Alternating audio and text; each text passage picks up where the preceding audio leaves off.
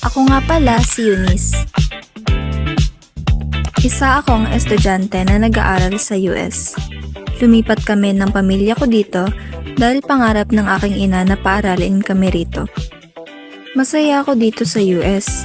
Madaming oportunidad at marami rin akong mga kaibigan dito. Gayunpaman, namimiss ko pa rin ang aking bansang kinalakihan, ang Pilipinas.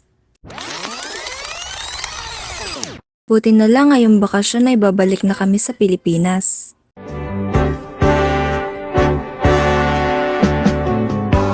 Sa tuwin ay naaalala ka,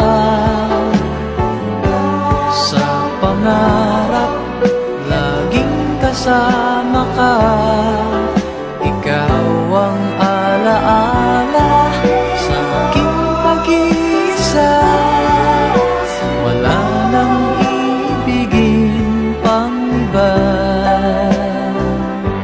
Dahil bihira lang kami pumunta rito sa Pilipinas, ito ang mga bagay na ginagawa ko upang maipakita ko ang aking pagmamahal para sa aking inang bayan. Una sa lahat, ang pagsuporta sa mga lokal na produkto ng Pilipinas. Ang pagsuporta sa mga lokal na produkto ay tumutulong sa mga Pilipinong manggagawa at negosyante. Pinapalakas din nito ang ekonomiya ng ating bansa at ipinagmamalaki ang sariling atin. Sa simpleng pagtangkilik ng sariling atin, may papakita natin ang pagmamahal sa bayan. Pangalawa ay ang pagbibigay pansin sa ating kultura. Nagpapakita ito ng pagmamahal sa bayan dahil ipinapakita nito ang paggalang at pagpapahalaga sa pagkakakilanlan ng isang bansa. Kapag kinikilala natin ang ating kultura, napapanatili nating buhay ang mga pamana ng ating mga ninuno at para na rin maipasa ito sa mga susunod na henerasyon. Alam kong hindi lang armas ang ginagamit ng mga taong ito. May mga gumagamit ng panulat, mayroon ding mga gumagamit ng boses, lahat para makamtan natin ang ating kalayaan.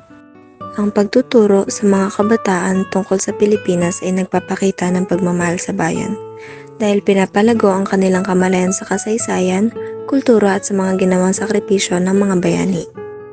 Dahil dito, natututunan nilang pahalagahan ang pagiging Pilipino at handang maglingkod sa bansa. Kapag nakita mo kung ano ang sinasakripisyo nila, hindi mo mapipigilan na maging proud na Pilipino ka. Nagbibigay ito ng pambansang pagkakakilanlan na nagpapakita ng ating pride bilang isang Pilipino. Sa pamamagitan ng pagkakakilanlan sa ating mga bayani, naiingatan natin ang kasaysayan ng ating bansa na nagpapakita ng pagmamahal sa bayan. Kahit na lumaki ako ng bagya sa US, pag alam mo ang mga kwento nila, pakiramdam mo, parang may koneksyon ka talaga sa mga ito.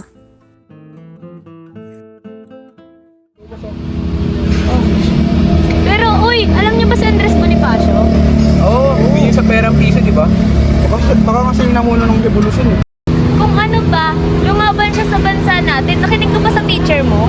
Ay! Ka pala naikinig. Dami pa rin yung sakripisyo at pagmamahal na ginawa ng ating mga bayani. Kaya dapat, yun din yung ating gawin. Oo, siyang tunay! Tama ka doon. Sige na, aalis na ako pabalik ng US. Pero tignan nyo, may dala akong ube jam, banana chips, pati Filipiniana na isusuot ko sa cultural fair ng school namin. Palagi akong tinatanong doon kung saan ako nanggaling at hindi ako napapagod na sabihin galing akong Pilipinas. Oo naman, doon ako nag-aaral at may mga kaibigan ako roon. Pero dito ako nagmula. Kahit gaano ako kalayo, dadalhin ko talaga ang Pilipinas kahit saan ako mapunta. Pinagmamalaki ko kung gaano kaganda ang bansa natin. Yung mga pagkain, kultura at yung mga taong sobrang mahal ang lugar na ito. Ganyan ko pinapakita na mahal ko ang inang bayan ko kahit nasa malayo pa ako. Panahon ng kamusmusan, sa piling ng mga bulaklak at halaman, doon tayo nagsimula. Mga rapat tulad, natatandaan mo pa ba?